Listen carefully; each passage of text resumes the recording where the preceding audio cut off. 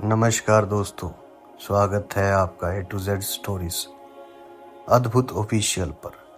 साधु संत फकीर गुरु रहबरों की सदा ही जय जयकार।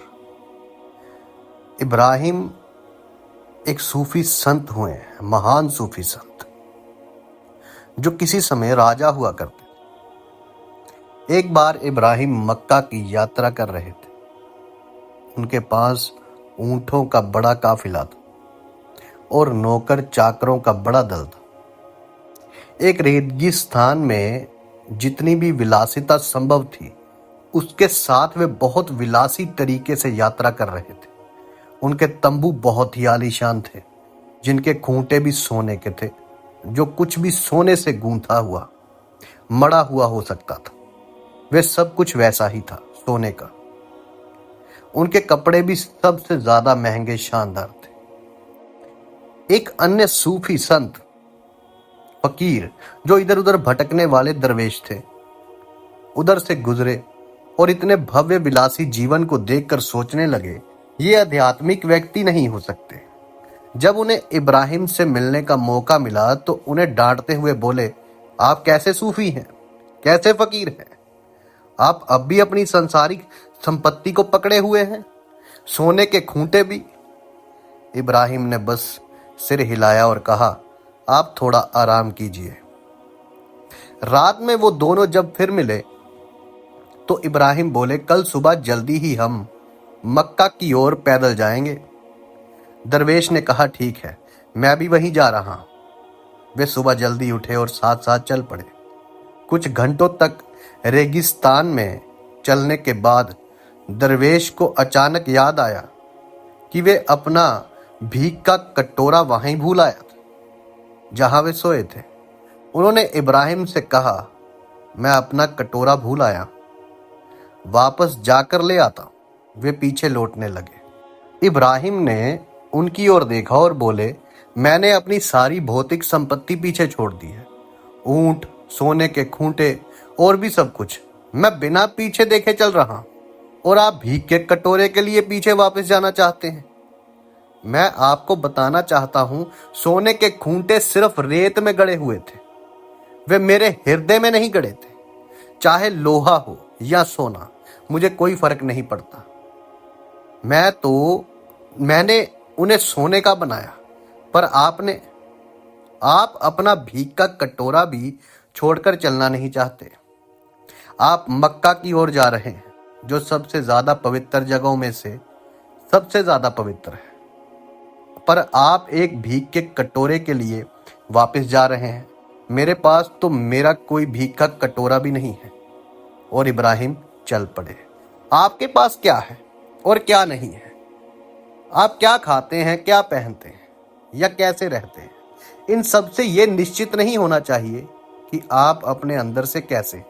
ये संत लोग फरमाते हैं, बाहर से आप जैसे चाहे रह सकते हैं, लेकिन महत्वपूर्ण ये है कि आप अपने आप को अंदर से कैसे रखते हैं। वरना आप सब कुछ इकट्ठा कर सकते हैं, पर आपके पास कुछ नहीं होगा। उस समय से, क्योंकि जो मानव है उसकी एक आदत है इकट्ठा करने की, इंसान की एक आदत है इकट्ठा करने की। लेकिन इन सूफियों फकीरों के पास जो भी है, ये इकट्ठा नहीं करते। मन में नहीं है, बाहर बहुत कुछ है। और उस समय से जब मानव गुफाओं में रहता था, लोग सम्मान इकट्ठा कर रहे। आप बच्चे थे तो चमकदार पत्थरों के टुकड़े एकत्रित करते थे। तब से अब तक कुछ नहीं बदला। बात बस इतनी है कि पत्थर अब ज्यादा महंगे हो गए। एक बच्चे के तौर पर आप उन्हें नदियों या समुद्र तट से लाते थे। अब आपको बड़ी रकम खर्च करके खरीदना पड़ता है, लेकिन कुछ भी बदला नहीं है। अब अभी भी इकट्ठा करने में ही लगे हुए हैं। आप जो कुछ भी इकट्ठा करते हैं, रिश्ते, नाते, परिवार, संपत्ति, जमीन, जायदाद, ज्ञान, विचार और वो सब कुछ जो आपके पास है, ये सब जीवन सजाने के लिए अतिरिक्त सजावटें हैं। लोग इतनी ज्यादा मात्रा में ये सब सजावटें इकट्ठी कर लेते हैं और उनसे बंधकर उनके आधार पर अपनी पहचान बना लेते हैं कि वे उस जीवन का कभी अनुभव नहीं कर पाते जो वे स्वयं हैं। आप जो चीजें इकट्ठी करते हैं वे चीजें जीवन नहीं है। उन्हें इकट्ठा करके आप अपने जीवन में पूर्ण होने का प्रयत्न कर रहे हैं। चीजें हासिल करके, इकट्ठा करके आप जीवन में पूर्णता पाना चाहते हैं। आप किसी तरह यह सुनिश्चित करने का प्रयत्न कर रहे हैं कि आपका जीवन खाली ना रहे। लेकिन आपके जीवन में सुंदर क्षण तभी आए हैं जब आप खाली थे, केवल खाली। और खाली क्षणों में ही आपने जाना कि प्रेम, आनंद और शांति क्या है। लेकिन तर्क की जो दृष्टि से, मानसिक रूप से आप ये सोचते हैं कि आप खालीपन बिल्कुल ही नहीं चाहते।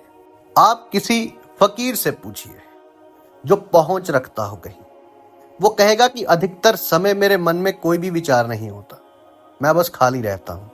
जो कार्य गतिविधि में कर रहा हूं उसमें जितना जरूरी है उससे ज्यादा शायद ही कभी कुछ मैं बोलता हूं। मेरा मन इतना ज्यादा खाली होता है कि कुछ भी विचार करने के लिए या बोलने के लिए मुझे प्रयत्न करने पड़ते हैं। मैं अगर बस बैठ जाऊं तो मेरे पास ना कोई विचार होता है, ना बोलने के लिए शब्द है। मैं पूर्ण खाली हूं। और जो पूर्ण खाली है वही असली संत है, वही असली संत मार्ग पर है। अगर आप पूर्ण खाली हो तो आप देखेंगे कि सारा अस्तित्व आप में समा जाता है। अगर आपके पास कुछ योजनाएं, विचार है, कहीं कुछ विचार अस्तित्व के साथ तालमेल में आ जाएंगे। लेकिन अगर आप में ऐसा कुछ नहीं है जिसे आप अपना कह सकें, अगर आप बस एक खाली स्थान है, तो सारा अस्तित्व एकदम सही ढंग से आपका हिस्सा बन जाता है। अगर आप बिल्कुल ही पूर्णतः खाली हो जाते तो आप कोई भी चीज इसलिए इकट्ठा नहीं करेंगे क्योंकि आप बस इकट्ठा करना चाहते हैं। आपके पास जो भी है उसका आप पूरा पूरा आनंद लेंगे। यदि वो सब नहीं है तो उसके ना होने का भी आनंद लेंगे। जिस प्रकार वो संत फकीर इब्राहिम ने लिया, जो रह गया वो रह गया। वो इसलिए इकट्ठा नहीं कर रहे क्योंकि उन्हें उनके साथ कोई लगाव नहीं। वो दुनिया को दिखाने के लिए इकट्ठा नहीं कर रहे। वो जैसे हैं वैसे ही हैं। यदि खाली हाथ चल दिए तो खाली हाथ ही चल दिए। ये पूर्णत फकीर है जो विचार से भी खाली है। क्यों? क्योंकि उन्होंने सब कुछ अपने भीतर ही पा लिया, अपने भीतर की ओर चल दिए हैं। जो सब कुछ पीछे छोड़ आते हैं वो सब कुछ अपने भीतर ही पाते हैं। साधु संत फकीर गुरु रहबरों की सदा ही जय जयकार।